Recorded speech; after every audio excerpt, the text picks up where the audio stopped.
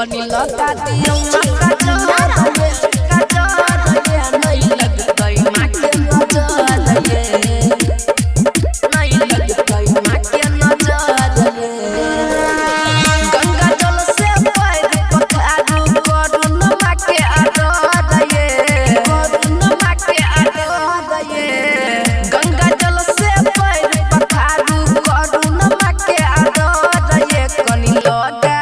कनी लगा दियो न काजर ये नहीं लगतई माँ के नजर ये कनी लगा दियो न काजर ये नहीं लगतई माँ के नजर ये लगतई माँ के नजर ये प्रेम से बोलिए सरस्वती मैया की कनी लगा दियो न काजर ये नहीं लगतई माँ के नजर ये पाँव के पैजनिया माँ के पेढ़ाई दियो पाँव में धन्य भगेलो आज एलो हमरा गाँव में एलो हमरा गाँव में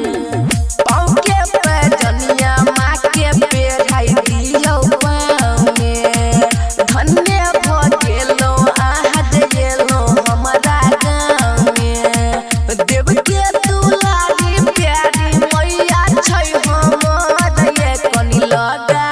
कनी लगा दियो ना काजर ये नहीं लगतई माँ के नजर ये कनी लगा दियो ना काजर ये नहीं लगतई माँ के नजर ये प्रेम से बोलिए सरस्वती मैया की कनी लगा दियो ना काजर ये नहीं लगतई माँ के नजर ये हाथ में बिना शोभई माथ में मुकुट मैया के महिमा छै क जग में अद्भुत जग में अद्भुत हाथ में बिना शोभई माथ में मुकुट